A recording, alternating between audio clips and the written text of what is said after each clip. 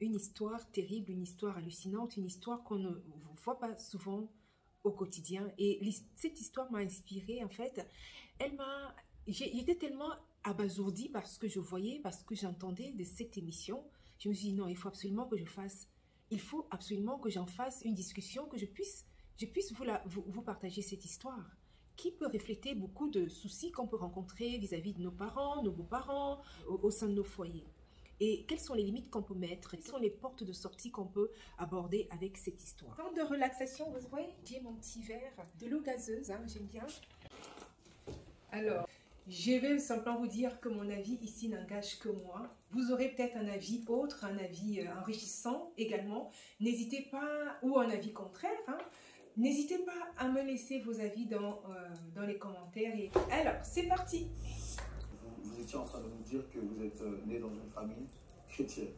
D'accord, continuez, allez-y. Voilà, donc je disais que je suis née dans une famille chrétienne et j'ai fait l'école de dimanche et tout. Donc, j'ai gardé ma virginité pour pouvoir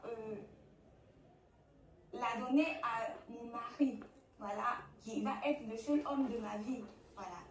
Et par la grâce de Dieu, j'ai pu rencontrer à l'une de nos croisades de jeunesse celui qui est devenu aujourd'hui mon mari. Et nous avons suivi la procédure de voir les hommes de Dieu, tout.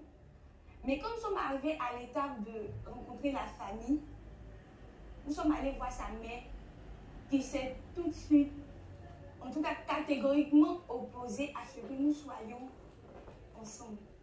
Elle ne voulait pas nous voir ensemble. Elle s'est opposée au mariage.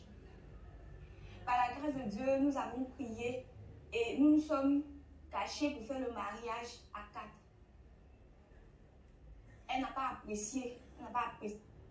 Alors, déjà, il s'agit ici d'une rencontre qui se fait à l'église, donc dans un cadre église, hein, dans un contexte d'église. Le garçon est chrétien et la fille est chrétienne. Et qui se trouve-t-il aurait gardé sa virginité pour son premier homme, ce qui est louable. La mère du garçon, donc ici, est catégoriquement opposée au mariage et ils se sont résolus à se marier sans l'accord de cette dernière. Ici, première erreur, ils se sont mariés sans l'accord de la belle-mère. Mais est-ce qu'ils pouvaient faire autrement? La suite nous le dira, continuons. C'est du tout le fait qu'on a pu faire le mariage à 4. Mais c'était déjà mariage à 4. Elle a dû accepter le mariage. Et on vivait heureux, on était épanouis dans le foyer, mon mari et moi. Jusqu'à ce que ma belle-mère décide de venir s'installer avec nous. Elle décide de venir s'installer avec eux. Ça, c'est déjà un problème. Donc, déjà un problème que la belle-mère se décide. Elle se décide de venir s'installer auprès du couple. C'est-à-dire, ce n'est même pas avec l'accord de son fils. Deuxième erreur. On continue. Donc, elle allait venir s'installer dans le foyer pour pouvoir accélérer le processus. Donc, c'est comme ça qu'elle est venue s'installer. Elle est venue s'installer chez nous. Quand elle est arrivée, elle a commencé à me faire vivre la misère, la souffrance.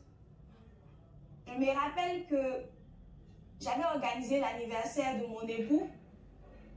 J'avais acheté des gâteaux et j'avais fait son plat préféré. Ma belle-mère a pris cette nourriture-là et elle l'a mise dans la poubelle parce qu'elle a jugé que je voulais basser son fils. Quand on dit basser, ça veut dire quoi ça?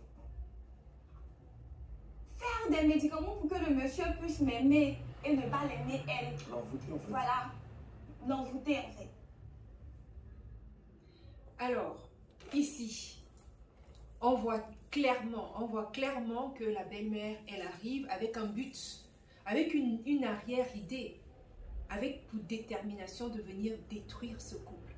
Malgré qu'elle ait accepté ce mariage qui serait tenu à son insu, vu son opposition, elle se décide quand même, malgré tout, à laisser couler et ensuite de venir en finir.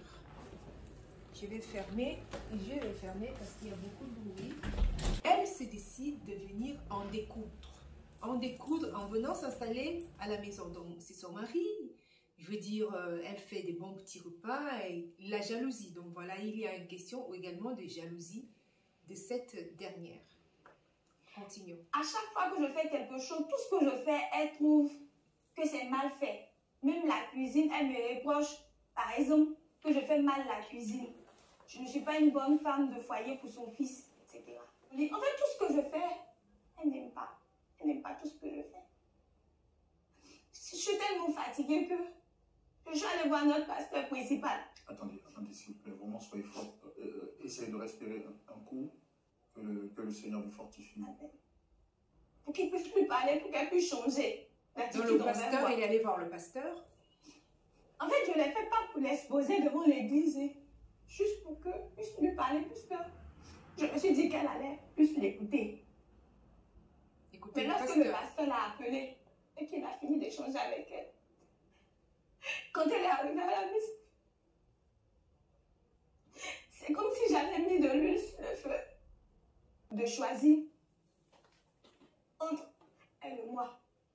Quand on aime son fils, est-ce qu'on peut demander à son fils de choisir entre elle et sa belle-fille? C'est un choix pratiquement impossible.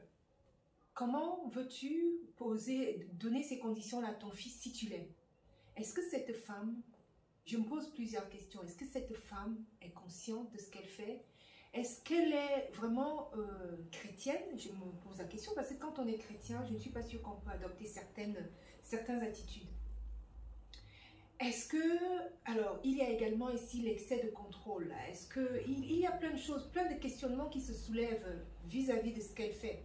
Elle demande un choix à son fils. Est-ce que ce choix est possible? Marie, ne pouvons pas me choisir. M'a demandé de rentrer chez mes parents. Appelez l'une de mes soeurs de l'église qui est choriste. C'est elle qui m'a dit de venir. Qu'il y a une émission qu'on appelle Point d'accord. Que de venir ici, certainement qu'on pourra trouver la solution. Donc voilà pourquoi je me retrouve là aujourd'hui. Je veux juste qu'on puisse régler ce problème. Qu'elle puisse me pardonner et que je puisse rester dans mon foyer. Elle semble être très naïve en fait. Elle ne connaît pas l'état d'esprit, elle n'a pas saisi, elle n'a pas mesuré elle n'a pas vraiment mesuré la difficulté de la chose, elle n'a pas mesuré l'ampleur. C'est quand même bien plus grave qu'un pardon. Je ne vois pas de quoi elle demande de pardon à sa belle-mère. Qu'est-ce qu'elle a fait à sa belle-mère pour lui demander pardon? Bon, oui, d'accord. Fais la paix tant que ça dépend de toi. C'est ce que la Bible dit spirituellement, c'est valable. Fais la paix tant que cela dépend de toi. Donc oui, on peut le comprendre de cette manière-là. Mais clairement, qu'est-ce qu'elle aurait fait à sa belle-mère pour lui demander pardon? Imaginons-nous simplement à cet instant que c'était par exemple par rapport à ce mariage qui se sont résolus à faire sans son accord, puisqu'elle n'était pas du tout d'accord en fait. Donc, est-ce que c'est pour ça? Non, c'est pas vraiment pour ça. C'est toute la vie qu'elle lui mène, que la belle-mère lui mène, toute la vie difficile, la vie dure, la vie terrible que la belle-mère lui mène chez elle. Donc, c'est visiblement par rapport à ça. Donc, est-ce que cette demande de pardon est-ce que ça vaut la peine? Est-ce que ça vaut le coup? Est-ce que c'est nécessaire? Est-ce que la belle-mère le comprend de cette oreille? Point d'interrogation. Cette fille n'a pas compris que l'heure est grave, que la belle-mère est un but final, à la fin, c'est de détruire leur mariage. Lui pardonner de quoi? Lui pardonner de s'être mariée sans leur accord, sans son accord, je ne suis pas sûre, parce que dans tous les cas, quoi? Qu'est-ce que cette fille lui a fait? En fait, c'est la belle-mère qui a des problèmes.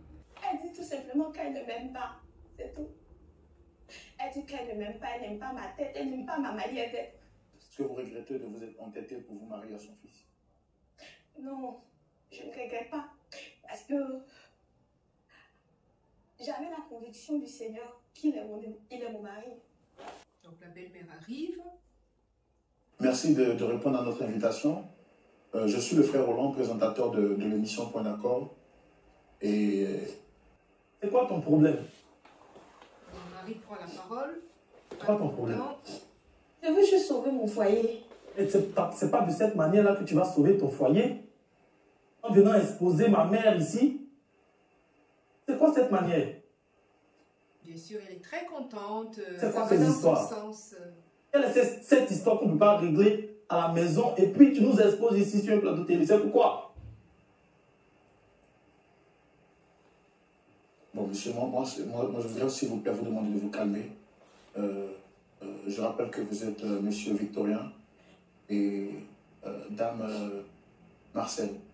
C'est bien ça. Vous la reconnaissez, la dame à côté?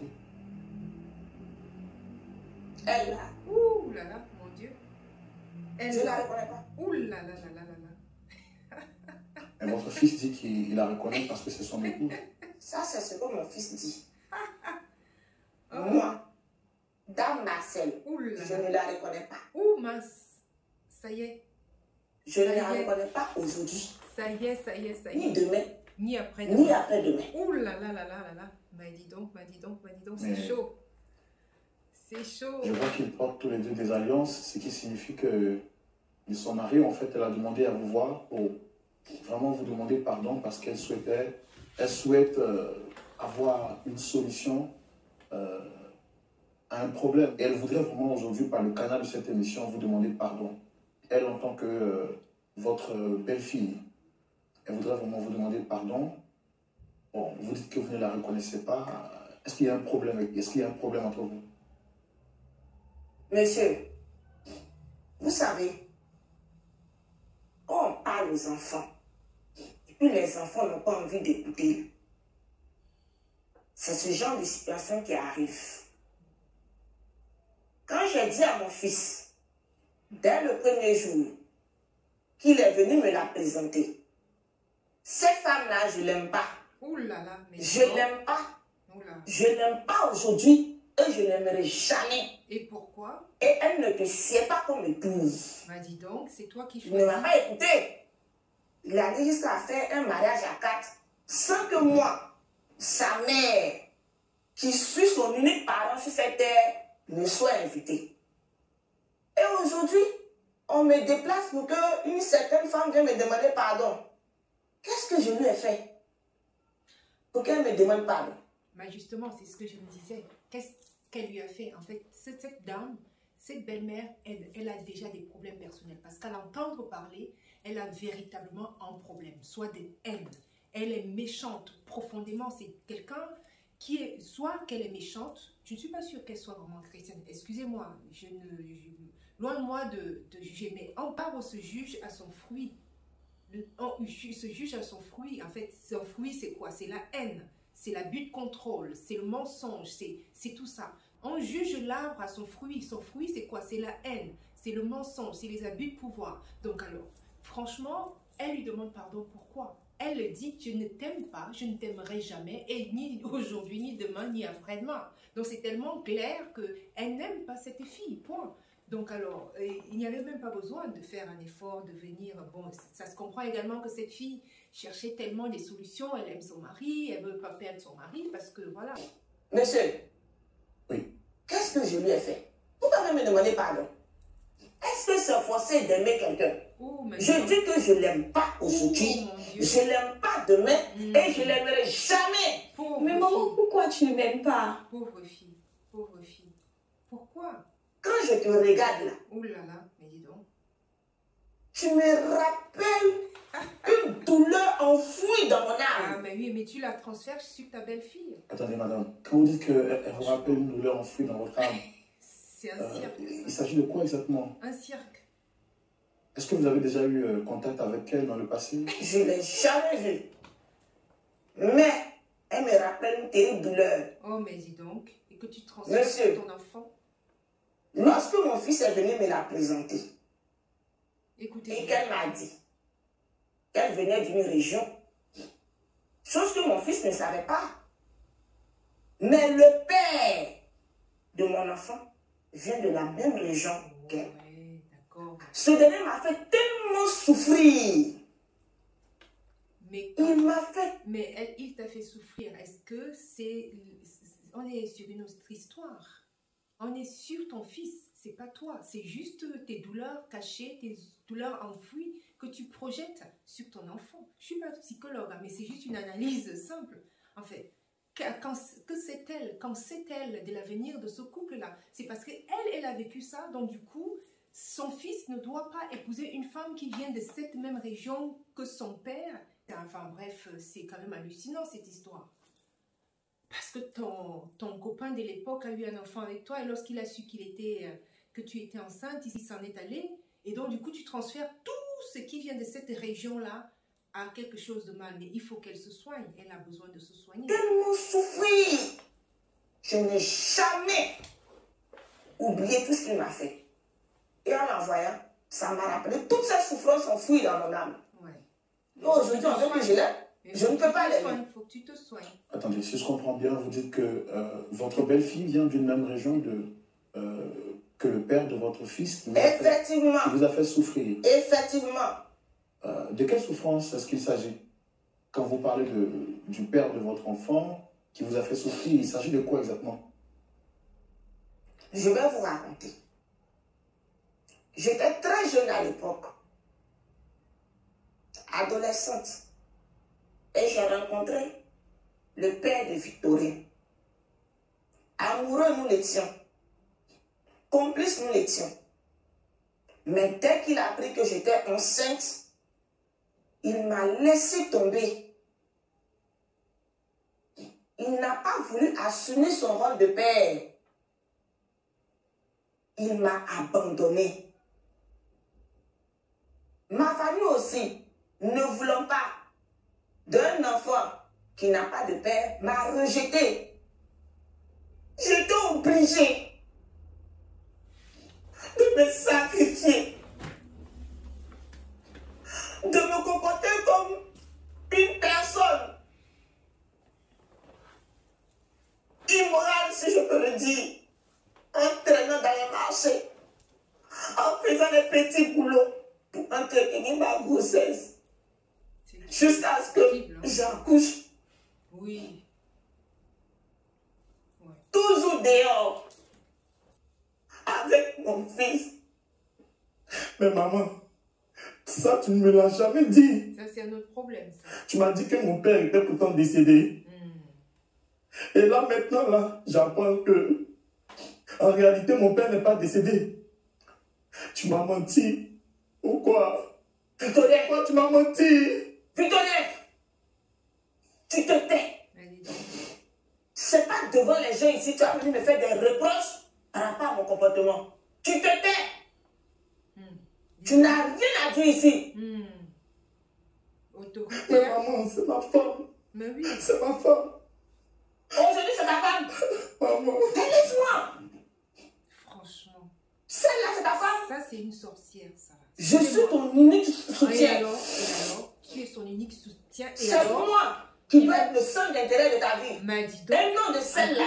Possessive, mais dis donc. Quand tu la regardes là, elle a le même comportement que ton père. Non, mais attends, mais. Déjà, même on est dans cette maison. Cette femme Vous êtes mariés depuis 5 ans. a se Il n'y a demandé, même pas d'enfant. à se demander Essaie de si voir elle, ça, s'il vous si plaît. elle aime son fils, vraiment, hein, ou si elle est chrétienne.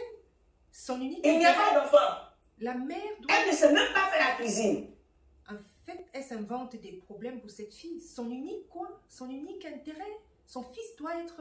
Elle doit être l'unique intérêt de son fils. Donc ça veut dire qu'en fait, elle a envoûté son fils au point où... Ok, parce que j'étais accouchée, je dois être ton unique intérêt. Je ne dois pas faire ma vie. Je ne dois pas m'épanouir parce que je dois être ton unique intérêt en tant que mère. Mais je crois il y a quelque chose qui ne tourne pas rond. Il y a quelque chose, certes, elle a eu des traumatismes avec son ex, certes, mais tu ne peux pas transférer ça à tes enfants. Tu ne peux pas, tous les traumatismes que tu aurais eu avec ton ex ne doivent pas être transférables sur ton fils. Au contraire, tu dois montrer le contraire, tu dois te battre pour faire le contraire. Et non, vraiment de bloquer ce garçon et dans son... Je ne sais pas comment parler de cette histoire. C'est tellement ahurissant, c'est tellement choquant. Parce que tu as été traumatisé, donc ton enfant tu dois être l'unique intérêt de ton enfant. Il ne doit pas faire sa vie, il ne doit pas aimer, il n'en a pas le droit. Mais dis donc, déjà il faut aller voir, il faut déjà aller te revoir ta chrétienté. Il faut vraiment que tu reçoives Christ dans ta vie, vraiment que tu changes et que tu revoies les b.a.-ba même de la foi. Parce que là, il y a un problème. Là, il y a un véritable problème, franchement. Déjà, la fille ne sait pas faire à manger, etc. Et encore, elle va en rajouter, que des faussetés, bien sûr, parce qu'elle a un but derrière. Oui, d'accord, elle a eu des soucis, mais alors tu ne dois pas retransférer tous tes soucis au monde entier. Elle ne sait rien faire de bon que de dépenser l'argent que tu gagnes. Et c'est cette femme-là que tu veux que j'appelle ma belle-fille. Je t'ai dit de la laisser. Je vais te trouver une fille de mon village. M'a dit donc, c'est bien qui est appropriée pour toi. Oh, m'a dit donc. Celle-là, je l'aime pas. Oh. Et je ne l'aimerai jamais. Oh non. Victorien. Mais cette fille-là également, la belle-fille doit se soigner. Mais maman. Franchement, elle doit se soigner parce que quand tu subis un tel rejet, tu subis une telle indignation, on te rejette clairement comme ça.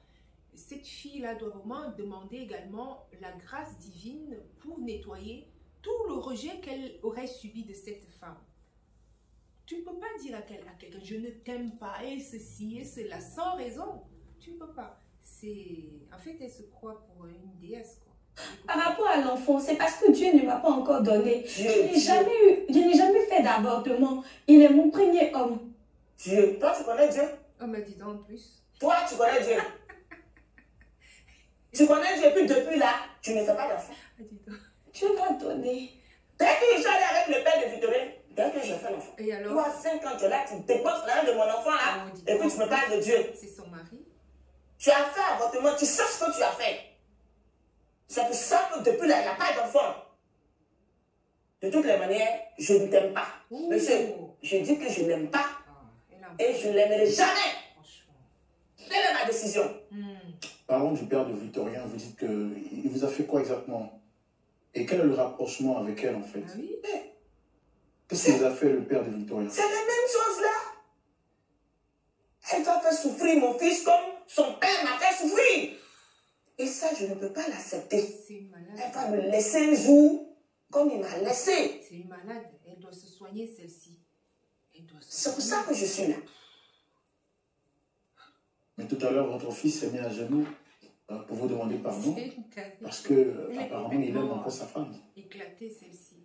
Alors, d'après ce qu'elle a eu à nous dire, son mari lui a demandé de rentrer en famille parce que vous auriez dit qu'il doit choisir entre elle et vous. Effectivement. Il n'y a pas deux capitaines dans un bateau. Bah, dis donc. Quand je mettais mon fils au monde, elle n'était pas là. C'est pas possible. Non, mais attendez, il y a un problème. Il y a un problème là. Il n'y a pas deux capitaines dans un bateau. En fait, c'est elle qui va venir contrôler le foyer de son fils. C'est grave. C'est grave. Elle ne peut pas venir diriger mon fils. Et c'est toi qui Pardon, maman. ne dois pas faire sa vie. Pardon. Pardon, pourquoi? J'aime mon mari. Lui, il t'aime pas. C'est moi, sa mère, qui l'aime. Oh. Chérie. Et il n'a rien à dire. Et elle a envoûté. Il n'a rien à dire. Tu ne peux pas envoûter ton enfant comme Dame ça. Marcel, vous aimez votre enfant? Franchement. Monsieur, j'aime mon fils plus que tout au monde. Ça, c'est de la folie, ça. Regardez-moi ça. C'est grâce à moi qu'il est arrivé à ce stade-là. C'est moi qui l'ai fait. À cause de mes sacrifices. Aujourd'hui, il est devenu un grand homme de la société. Le cœur de votre enfant apparemment a choisi Oui. cette dame que voici. C'est pas une bonne femme pour elle, monsieur. Hey. Donc c'est pour ça que vous m'avez déplacé. C'est pour ça. C'est là qui ne peut produire aucun fruit, qui ne fait rien de bon.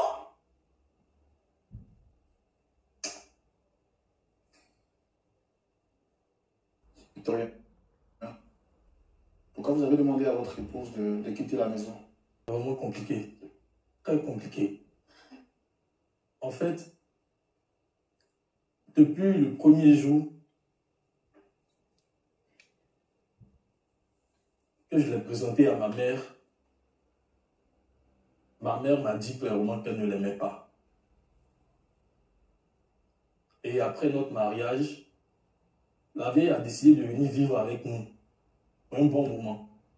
Et étant ma mère, je ne pouvais pas refuser. C'est comme ça que j'ai accepté. Mais depuis la vieille est arrivée à la maison, toujours les histoires. Toujours les histoires.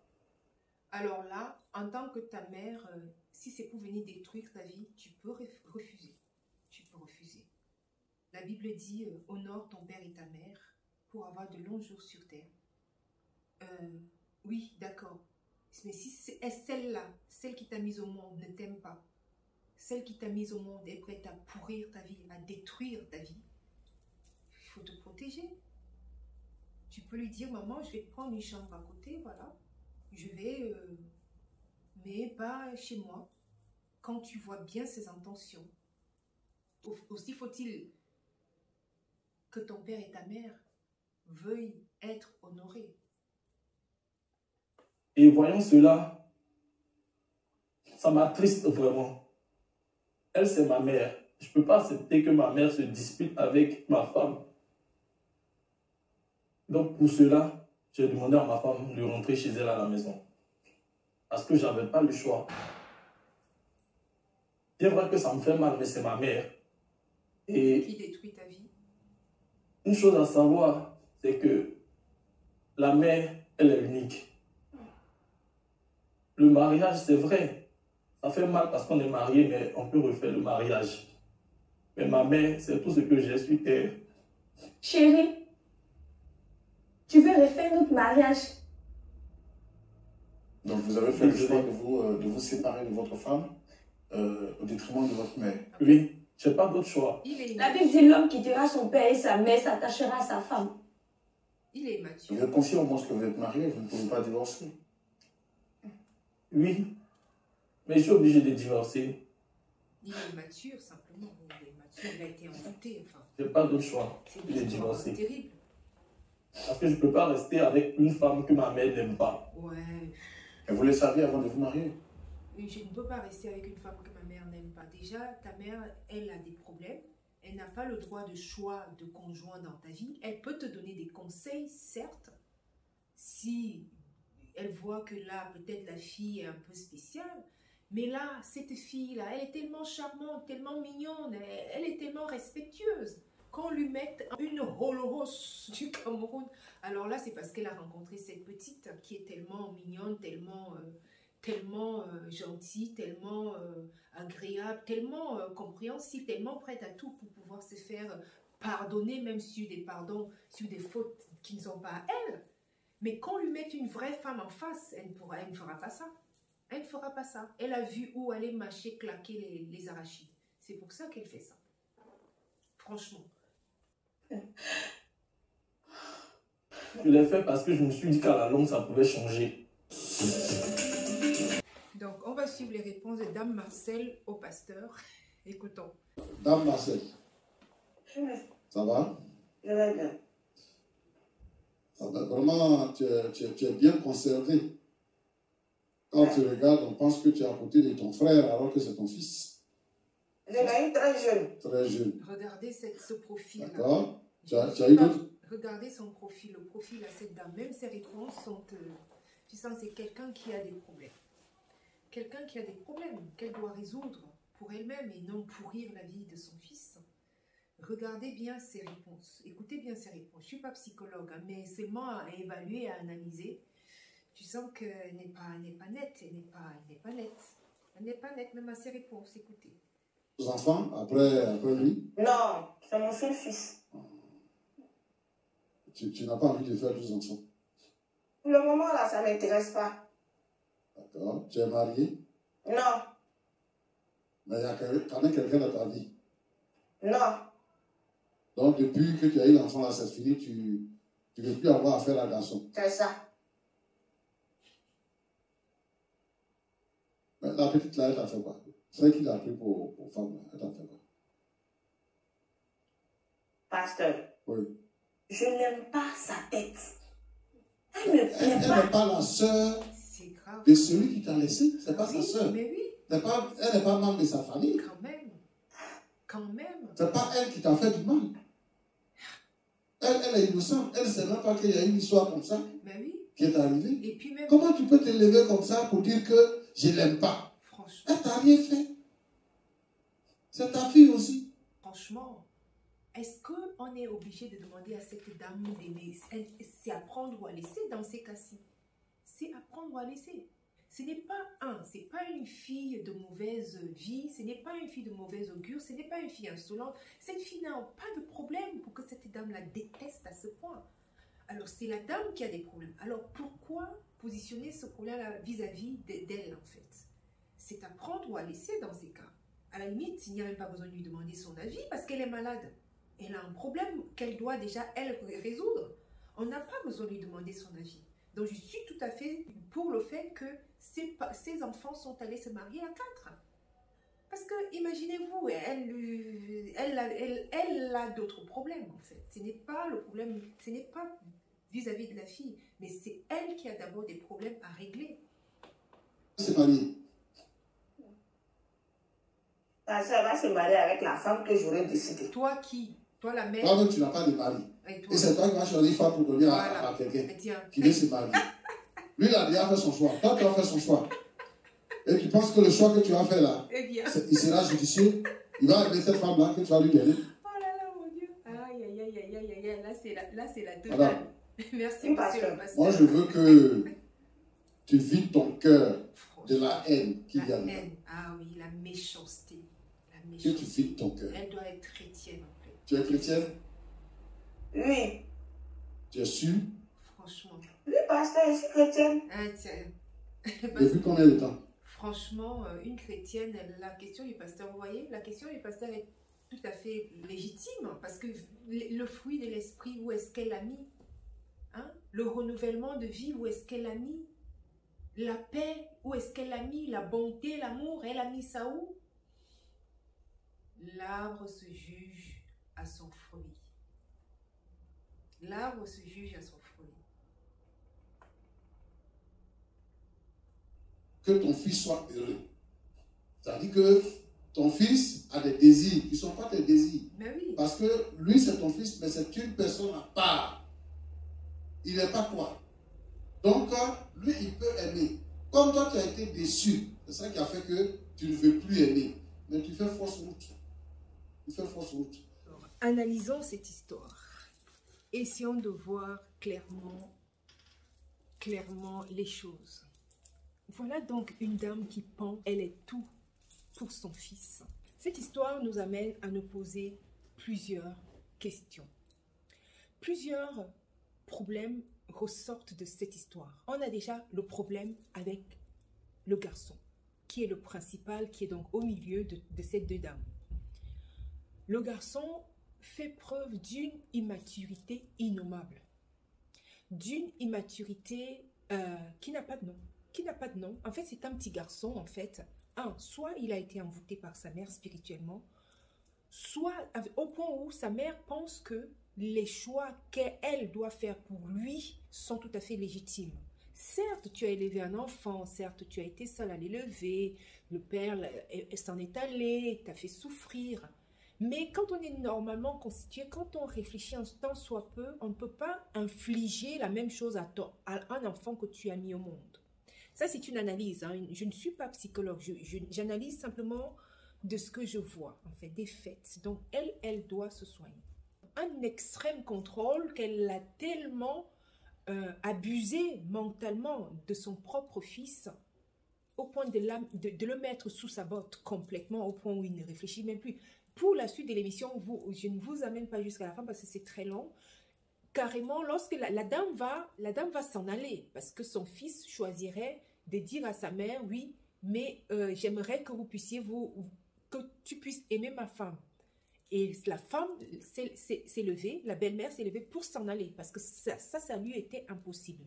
Et qu'est-ce que son fils a fait plus tard? Qu'est-ce que son fils a fait aussitôt que la maman est partie, que sa mère s'est levée de l'émission pour partir? Qu'est-ce que son fils fait? J'aimerais suivre ma mère. J'aimerais suivre ma mère. Donc, ça fait preuve d'une telle immaturité. Les filles fuyaient de tels garçons. Je ne sais même pas aussi comment cette fille-là a pu vraiment rencontrer un tel homme, quoi, et puis l'apprécier, et d'une immaturité, parce que quelqu'un qui ne peut même pas faire des choix, quelqu'un qui est incapable de réflexion, qui est totalement dominé par sa mère, enfin, tu te demandes, tu ne vas pas aller loin avec. Tu ne vas pas aller loin avec, parce que c'est la mère qui va conduire tout, c'est la mère, déjà elle conduit tout, elle dirige tout, elle donne la vie sur tout. Où est votre intimité? Où est votre, où est votre chemin de vie? Il est où votre chemin de vie? Si c'est la mère qui doit venir tout dicter, tout diriger, même sans son avis, même sans son avis, même quand on ne lui demande rien, elle a un mot à dire sur tout et dans tout et en tout. Je me demande comment elle-même, elle a pu supporter ça jusqu'à 5 ans. Encore pire quand elle est venue s'installer chez elle. Alors, venant pour cette fille-là, elle a l'air très gentille, elle a l'air très malléable. C'est vraiment la belle-fille idéale que les belles-mères aimeraient avoir. Celle-là qui ne lui tient pas tête, celle-là qui est souriante, celle-là qui... Mais moi, je me pose la question, est-ce que le christianisme nous enseigne la naïveté? Ou elle... si Ève n'était pas... C'est Ève qui nourrissait son homme au point de le faire chuter. Mais où est ton intelligence d'antan? Où est ton intelligence? L'intelligence, et où est-ce que c'est la naïveté? Le christianisme ne nous enseigne pas la naïveté. Où est ton cerveau? C'est une fille tout à fait... Elle a l'air tellement... Elle a l'air tellement... Elle veut que tout aille bien, quoi. Peu de belles filles feront ça. Très peu de belles filles. Très peu de belles filles. Je vous épargne nos vies européennes. La femme, lorsqu'elle rencontre son mari, à la limite, elle fait une coupure complète vis-à-vis de la famille de l'homme. Et là aussi, c'est un autre souci, parce que carrément, ça n'est pas possible. Tu ne fais pas ton enfant parce qu'il se serait marié, qui t'abandonne du jour au lendemain. Ça aussi, c'est d'autres extrêmes, en fait. C'est d'autres extrêmes. C'est-à-dire qu'ici, en Europe, on voit carrément, on a plein de familles où, parce que la belle-fille entend que les belles-mères ont entendu. Elle a seulement entendu. Hein. Elle n'a même jamais vécu une belle-mère difficile, parce qu'elle a juste entendu parler que les belles-mères peuvent être difficiles. Tout de suite, elle fait une coupure entre son mari et sa mère. Au point où ils vont vivre des années, des vingtaines d'années, sans jamais aller voir les parents de son mari. Là aussi, c'est d'autres extrêmes. Et ici, en Europe, tu as beaucoup de ça.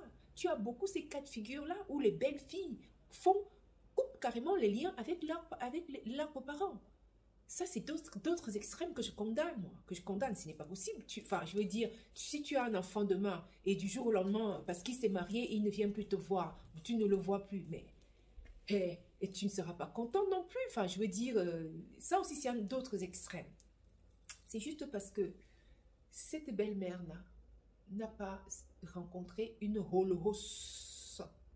Les Holocaust du Cameroun. Les vrais Holocaust. À dire, le genre, belle-mère, mais attends, tu n'as même pas un mot à trop dire. Tu peux donner des conseils, tu peux donner ton avis, mais pas l'imposer. Et même encore, ton avis doit être...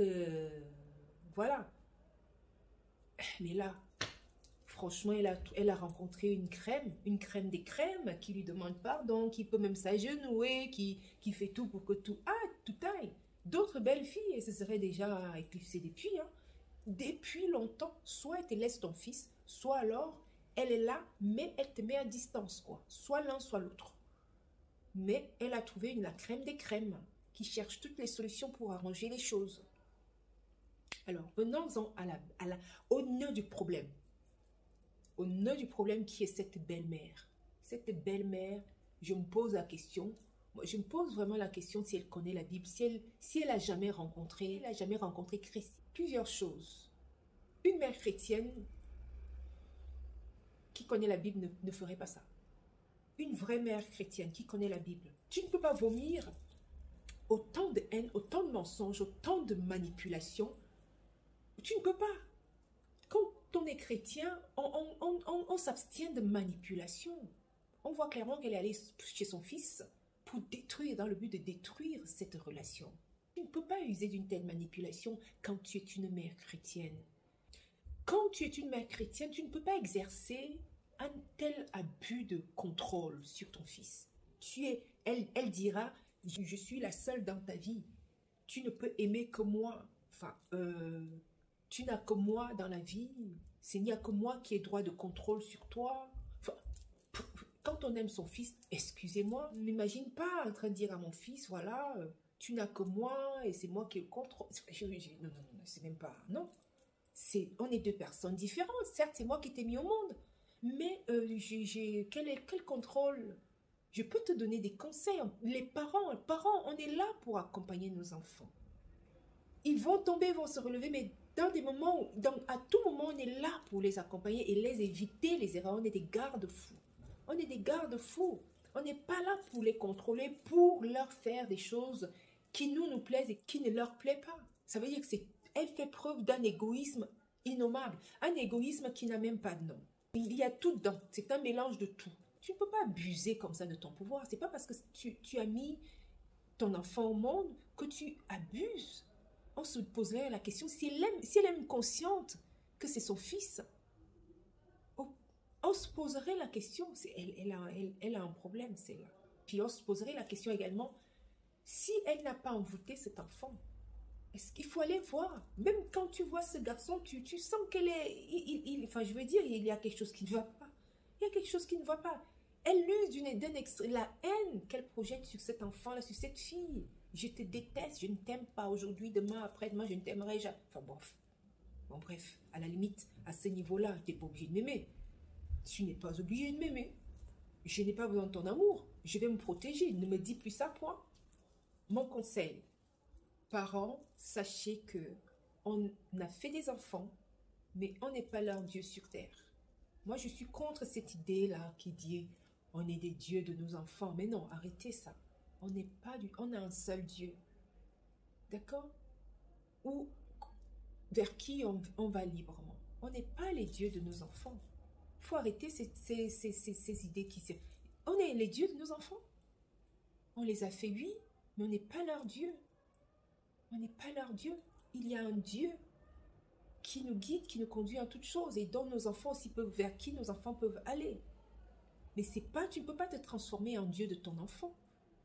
Ou que tu contrôles, que tu domines, que tu envoûtes, que tu ne peux pas. Nos enfants, nous faisons nos enfants, c'est pas dans le but de troubler leur vie, d'abîmer leur vie. C'est un enfant abîmé. Il est complètement abîmé. Et même à l'entendre parler, ce garçon, il est complètement abîmé depuis toujours par cette mère hyper possessive au point où elle ne fait même plus la différence entre ses désirs à elle et les désirs de son fils, en fait. Parents, ce n'est pas à nous de choisir. Ce n'est pas à nous de choisir pour notre fils. Parce qu'elle compte aller au village pour lui prendre une épouse. Au village, même pas à l'église, enfin quelque part, mais au village. On va se poser la question vraiment de ses motivations. Mais ce n'est pas à toi de choisir pour ton fils. Tu peux lui donner des conseils. Tu peux lui donner des conseils si tu vois qu'il est en train d'aller dans un fossé. Tu lui dis et tu te mets en prière. Mais tu ne peux pas te dire, moi je vais aller te choisir une épouse. Mais attends, qu'en sais-tu? Est-ce que l'épouse que toi tu vas emmener, il va aimer cette épouse? Est-ce que l'épouse que tu vas choisir, est-ce qu'il va l'aimer? Est-ce que tes désirs sont ses désirs à ton fils? Est-ce que les aspirations de ton fils sont tes aspirations? Oui, certes, honore ton père et ta mère. C'est une phrase biblique que tout le monde prend aujourd'hui, même ceux qui ne sont pas chrétiens. Honore ton père et ta mère pour avoir de longs jours sur terre. Voilà ce que dit la Bible. Maintenant, dites-moi, si ton père ou ta mère ne veulent pas être honorés, tu fais comment? Tu fais comment? Tu vas les obliger à se faire honorer? Si ton père et ta mère, qui t'ont toujours détesté, pourri la vie depuis toujours, ou alors qui visiblement là, dans ce cas-là, elle pourrit la vie de son fils autrement. Donc, en fait, ce garçon-là doit complètement oublier sa vie au profit de sa mère, parce que c'est sa mère qui l'a mise au monde, parce que c'est sa mère qui est la seule, parce que c'est sa mère qui a le seul mot à dire dans sa vie, parce qu'il doit honorer son père et sa mère. Il y a quand même des limites. Il y a des limites. Il y a des limites. Il y a des limites. Honore ton père et ta mère, c'est pas un abus de pouvoir, c'est pas un abus de contrôle, c'est pas un abus d'envoûtement, quoi. Parce que là, elle a un problème. Elle doit se soigner. Voilà. C'est une histoire, j'espère qu'elle vous aurait plu, celle-ci. Je ferai de temps en temps de telles sorties où je vous apporterai des histoires comme celle-ci qui sont des sujets de réflexion pour nos familles, pour notre entourage et puis pour nos vies également. Alors, je vous dis, on se dit à bientôt. Et puis, n'hésitez pas à partager si jamais ce concept vous a plu. Et n'hésitez pas à partager et à laisser vos commentaires et à me dire ce que vous pensez de cette histoire qui est complètement hallucinante. On se demanderait si elle est encore de nos jours, si elle est encore valable. Et oui, elle est bien valable puisque la vidéo date d'un mois. La vidéo de Point d'accord, de cette émission Point d'accord, elle date d'un mois. Donc, je suis tombée dessus comme ça, par pur hasard. Et donc, je me suis dit, voilà, on va se partager cela et puis vous le soumettre et voir également ce que vous en pensez. Je vous laisse sur ce pour ce soir et je vous dis à très bientôt. On se dit ciao, ciao.